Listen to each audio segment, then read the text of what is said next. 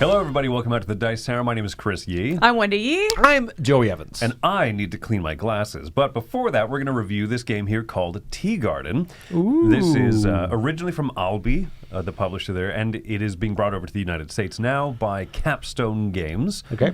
This is the third game that was published at Essen this last year from designer Tomasz Holek. The others two being SETI and the other Galileo Galilei. So, you know, a good amount of praise for his designs thus far. Yeah, because Good he's a pedigree new designer. Yeah. This Yeah. last year. Yeah, this is the spiritual successor to SETI.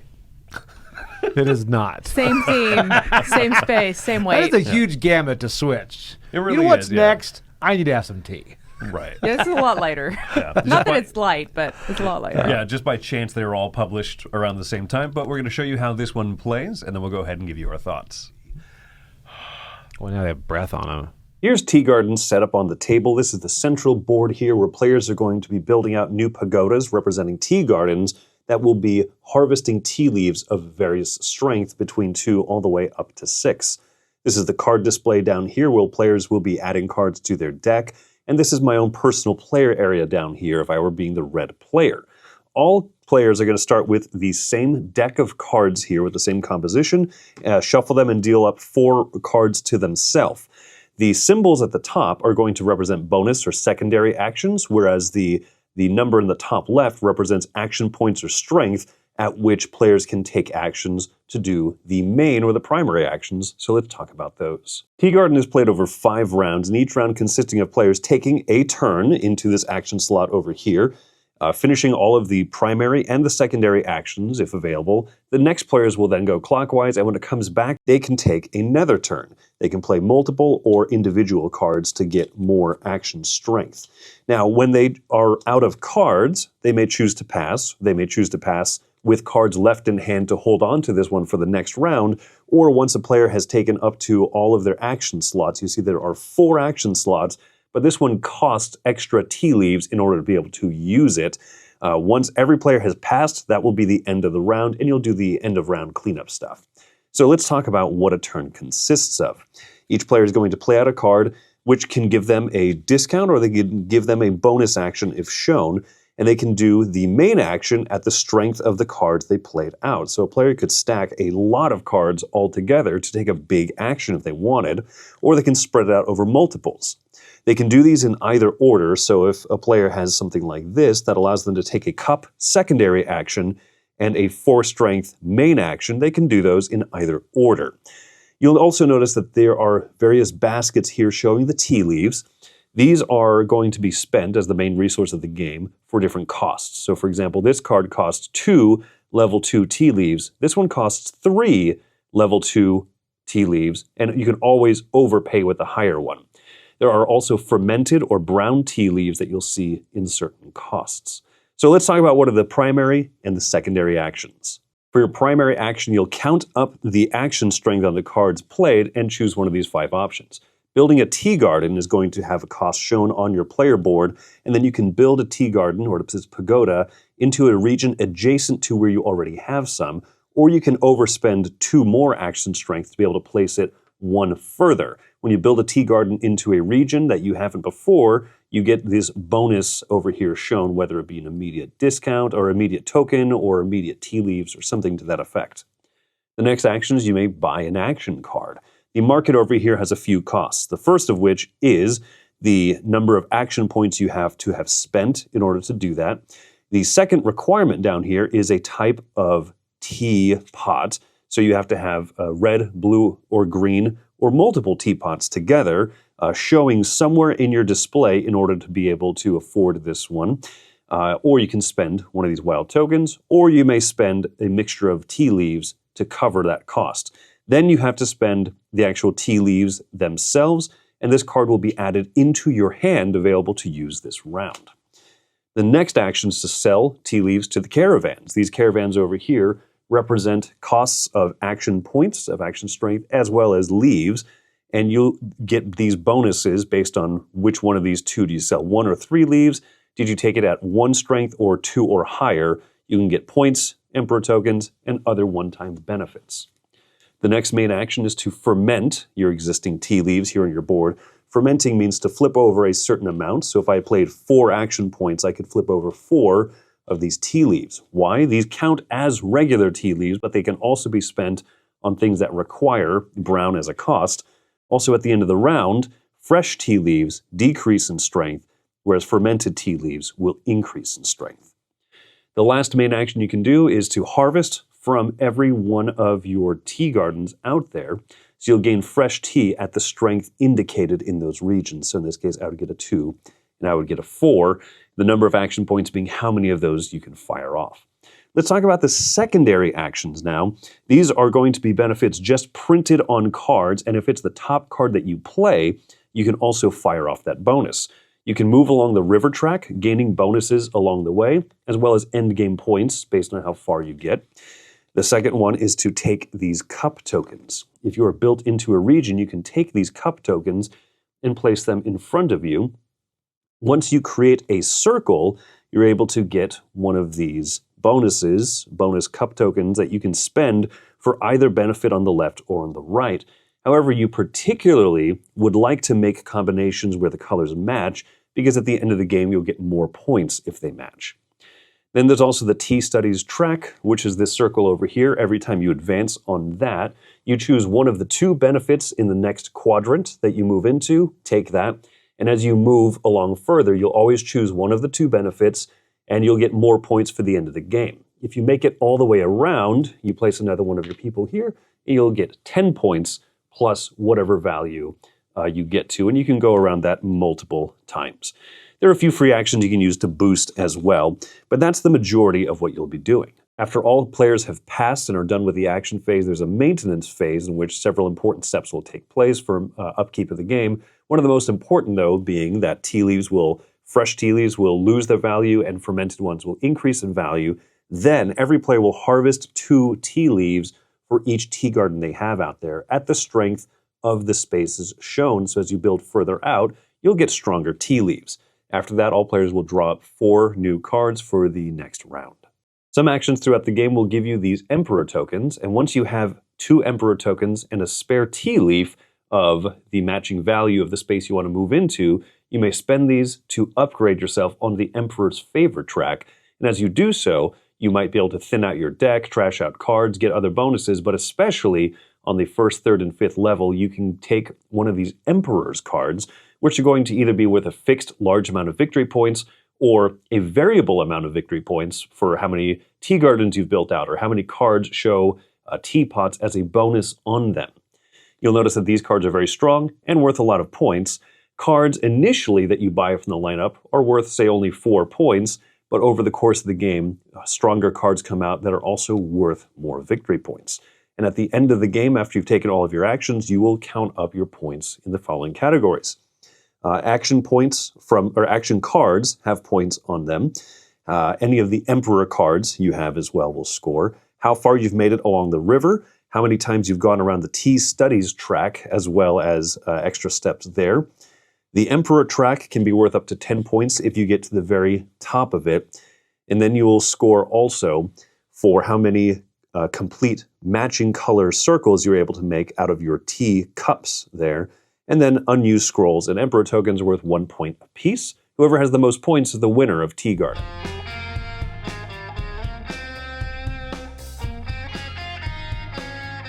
So let's go ahead and start with theme and production on this one. Mm-hmm. I think that this game manages to balance having a kind of like childlike wonder look to it, but also it's about tea, I guess. I learned so much. This is like a world I did not know existed. Have you heard the word fermentation before? I have, but like viticulture style, right? So Okay. I was like, it feels like when I went to my first hot tea store and I felt like I need to leave because I'm not prepared to be here. There's so much going. There's a lot that goes into this. Yeah. Okay, so you learn about like the process of the tea. Yes. You like the theming on that then. I do because I like viticulture. I mean, I think it's very interesting, you know? Well, and I think that the theming is well tied into the mechanics that as you get more of the fields, you can produce more leaves. Mm-hmm. The leaves, they get stronger as they ferment and gain more strength versus weaker. Like, I think that they tie that in nicely. Yeah. Yeah, I agree. Yeah, and I like expanding across the map. I like that the map is very readable. I think everything in this game is. I agree. At no point am I like, what is that symbology? Oh, that's too small or whatever. Like I pretty much, you look at most of the symbols in the game, I feel like that token means draw a card. This one means draw and discard a card. This one means get the Emperor card. Like everything I feel like was pretty approachable, but there is a lot going on mechanically as well in the game. Yes. When you break it down, it's like, okay, deck building, resource management, all that. It's like, okay, cool. But then you put it all into a pot and stir. Well, there's even pots in the game. There are even pots in the game. But there's no stirring. And there's multiple tracks. And some tracks are really fun. University track, I love just circling up there. I'm just getting lots of stuff. You Well, know? and You this like roundabouts in real life, you just keep going. I do. I'm the only American who likes roundabouts. There's a lot to do in this game, and you can't do a lot of all of it. You either do a little bit of everything, or you focus in on just a couple things. And I think for some people that's a positive, and some people that's a negative. Like there's always going to be more to explore because you can't do absolutely everything. It does allow you, which I like with deck building games, make it easier to thin your deck. You know, so Yeah. a lot of those tracks, Emperor track, one of those tracks allows you to thin your deck, which I do enjoy. Speaking of the deck building, this is a pro and a con for me. So I love that you get the cards that you buy right in hand, so you can play them that round. Yeah. That feels so amazing. And like you said, there's so many opportunities to trash. So your deck can get really thin, and you can have really good cards. My con for this is that there are multiple of those like teapot resources that you need. You have to have the correct colors and the correct cards and the correct amount of action points to buy a card. And it's really hard to buy a card, especially some of those more advanced ones. But even in that first phase, if you don't get a card because you just happen to have the wrong symbols that you drew that round, it can set you back so far because everybody else at the table that was able to get a card, they now have that directly in hand. It's not even like wait a couple turns for another shuffle. Like it is in hand. They are playing it, and suddenly they have more action points, or they have a new, special ability that they can do. And I feel like that is a huge step back. And so for me, that's I think the only real issue I have with this game. But I think that it is noticeable. It is one of those that I don't see a way of coming back from that if you have a whole first round where you just literally can't build your card engine at all. I don't know. Do you guys feel similarly? I like it coming into the hand, and I don't mind. I do enjoy it. It's even better than going on top of the deck. It's like, I get to use it now? This is unbelievable, which does kind of extend that. You're like, I won't make it to that third round of this or third turn of this round, but now I can because I pull it in. One thing that I think is challenging on that is when do you play the card? You put it on top, you get that secondary action. But there's several secondary actions you want. So I always feel bad tucking that powerful card, just using that number instead of the big stuff on the front. Especially Because once it's you've thinned numbers. your deck out and you don't have any of the cheap throwaway cards to tuck behind. That's true, yeah. And it kind of, and to your point, I do see that first round you can kind of feel behind the gun. Right. I don't know if there's an exact compensation for that, right? Hoping that new cards come out. Like I only have green teapot of all of the symbols that I can place on top, right? Right. But in the market, nothing costs a green teapot. But there's ways there's ways over the course of the game to get those wild teapot tokens. Yeah. But I don't know. I'm thinking about it. I don't know that there's a way to like guarantee yourself one in the first round to buy that card to make sure that you have, at least access to 5 action cards when everyone else does. Yeah. Yeah. So I think that is a setback. But I do love those opportunity costs, right? I want to buy a card that costs a red and a blue teapot. I got to put this card on top, covering taking a bonus cup or moving on the river. Which one's more important? I think the river this time, right? Right. And so, there's a lot going on. No individual part is too difficult. No. All of the actions are spelled out, I think, very cleanly on the player aid. You have 5 actions you can do in your turn. What does ferment tea leaves mean? It means ferment some of your tea leaves. Okay, cool. Make them brown. What does build a new tea garden mean? Put one of these and put it on the map. It's nothing of this is shockingly difficult or anything. I feel like it's all fairly smooth. I think my big negative might simply be that a lot of these kind of feel like mechanisms, and these feel like portions of games I've played before. You mentioned viticulture earlier, right? The tea leaves either degrade or they increase. I like that. Oh, that kind of feels like this, and it's not a huge negative, but there's a lot of like ooh, familiarity, ooh, familiarity. Is that a negative for you guys? I'm curious. I think that could be a huge positive for people that are wanting to learn this game, but they feel like, oh, I'm worried this might be a little bit much. Then you have so many similarities from other games that you've played potentially. So I think that's a positive where it comes to learning the game. I guess for me, it is. I like all of them individually, but then I might like them better in other games. So I'm like, I like each of these mechanics individually, deck building, moving around the map, all that. But if I wanted that, I'd play it somewhere else. And it does everything, but it doesn't do, in my opinion, all of that well enough to stand out for me. I could see people say, "Oh, I'd rather play Concordia to build on the map and have this deck building where I add cards to my hand." Yes. Okay, cool. Yeah, you're right. Concordia might do that a little bit more interestingly. Oh, I'd rather do this for like set collect. I'd rather play this game that had lots of tracks so you can move around, right? There's, like nothing in here feels incredibly innovative. I would never put this up for like Innovative Game of the Year award type of a thing. But it is all fun together still. Right. It is, and I feel like it gently leans into everything. So this is not a heavy deck builder. No. Your main goal of this game is not the deck building. No. And, the rondelle track that you move on the university, you can't move on it as much as you want to move on it. And I think that they set that up on purpose because those initial cards that you start with, that initial deck, only has one icon of each one of those actions. And so with the little bit of deck building that you can do in this, you can't get all university cards and only take university actions. Like you have to do a little bit of everything, or at least a little bit of most things. I'd be curious to see if someone in the chat responds like, "Oh, I had a golden game where every university card I was able to buy and thin out my deck and just spin 18 circles around it." I'd be curious, right? Yeah. Because that seems like it's going to be more the rarity than generally speaking, right? I even think getting to the end of the river track is going to be more of a rarity. Like you have to focus in on that if that's what you want to get those And points. forgo everything else, like the Emperor track, which is huge. Like you can. Yeah. Things like that. Yeah, and those points you get from that in-game, they're huge. I have a hard time feeling, though, this is my other little gripe, I feel like collecting the cups, I feel like that's just so far in my play has been weaker than moving up the Emperor track. I agree. Because that Emperor track is huge. You can get up to 3 of those endgame scoring cards. They're massive. And if you can get them, and if you can lean into them by getting them early and focusing on that, or if you can get one that happens to have worked well with what you were doing. That's the big thing. That's like 15 points here, 15 points there. Yeah, they can be really big. Yeah, and the cups you have to focus really hard and color match with a random market, and then you might get 12 points at the end of the game if you went big into that. But the benefit is that you have all of those one-time abilities.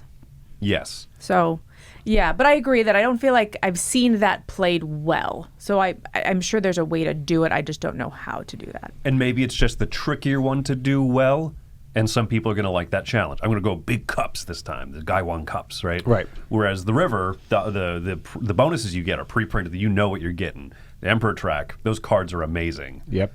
So. You know, part I really enjoy about this is the caravan cards. Like having those decisions of you do the top part, you do one of the 2 top parts, and then one of the 2 bottom parts. I just really enjoy that because obviously you want to do the biggest of everything. So you can get the most points, you can get the most Emperor movements, whatever it is. But it's just really fun to be like, oh, I can do this even when I'm weak. I can do this even when I don't have a lot left to give. And so I think that's really awesome. That's true, yeah. I'd rather get 5 points and 1 Emperor token than like 7 points and an Emperor token and trash a card. I'll do it for the weaker ones so that I still have enough to do another big action later. It also adds a point of interaction where you're like, ooh, I can't do that really big reward that I know Joey wants. Yeah. But Seems I could kinda do the pointed. little reward, steal it from Joey so Joey can't get it. Still seems pointed. And it was pointed. All right, so I think we've said a lot, both the positive and the negative about this. Who wants to start off score-wise? Your final thoughts on this one? I can start off. Again, like I said, like the mechanics, I think a lot of this is good. You got deck building, you have the track movement, you have all this, but it doesn't stand out for me. I'm in it at a 6, and because I enjoy everything individually, there are parts of this I enjoy, but I don't find myself going back to it because those parts that I enjoy, I would probably find in another game. Okay, it makes sense. For me, I'm coming in a bit higher than that. I'm coming in at 7.5. I like this one a lot. I could go higher, but this game has this funny thing where it doesn't jump out to me of like, I want to play this one again. But every time I find myself playing it again, Like, ooh, yeah, this is fun. Ooh, I'm really enjoying this, right? That income phase, the all those juicy decisions, right? How to play my cards. Should I go for that bigger caravan or not? Which one of the 3 main like tracks of the board should I go on? And I'm pulled a different direction. Ooh, I could actually ignore all that, buy this card, have 4 more strength in my hand right now. Yeah. Do I spend it all at once, or do I hold off and try to get that 3rd and 4th action this turn? There's so many good choices. There's those few little things that bring it down for me, like I mentioned, like the cups and feeling like everything is as strong, or feeling like the little bit of the luck at the beginning. But man, I have a lot of fun with this one still. So 7.5 for me. Okay, I'm going to come in at a 7. I think that this game is a good game. I enjoy playing it, kind of like what you said of, every time I've played it, I've been like, I'm enjoying this. But I think that luck at the beginning frustrates me, and I think that is a general deck building, having multiple currencies that you have to spend and getting that stuff to align just frustrates me in general. But I do think that there's some really good stuff in this. I like the way the theme is tied in. I think it's a good game. So 7. All right. Well, there you go. Those are thoughts on Tea Garden. High score of a 7.5. Giving this one a seal of approval from us here at the Dice Tower. Thanks for coming out to this review. My name's Chris Yi. I'm Wendy Yi. And I'm Joy Evans. And how do you take your tea? Hot, cold, or scalding? Sweet. Sweet. That's the third option. This episode of the Dice Tower is being filmed in front of a live studio audience. Just Sean. It's not really nobody that matters. You're supposed to applaud. Come on, man. Oh, sorry. Thank you. Thank you. Yeah. Thank you. Hey everybody, thanks for watching another video from the Dice Tower. Hey, you want to learn more about us, communicate with us? We have a Facebook group, we have a Discord channel, lots of different ways to get involved with the Dice Tower. You can find that in our Linktree link below. So just click that, it will take you and you can communicate with us on Facebook, join our Facebook groups. There's lots of cool things that you can find and become part of the Dice Tower. Thanks so much for watching. I'm Tom Vassell. This makes me feel a lot better doing reviews. People cheer or boo. You haven't heard the scores yet. I had super glue on my fingers last night, right? And it was like they crushed it today. So my contacts putting in, I was like, I don't want to touch these. So I put my contact on my pinky. I thought I could do it this way. Then I realized I don't have the extra finger to pull down my eye. I don't know why I'm telling you this story, but it was a very traumatic part of my morning. Next time, apply the super glue directly to the eyeball. I think I will. I will. They say to do that, right? Apply directly to the eyeball. My contacts will never come off. That's I will see horrifying. forever.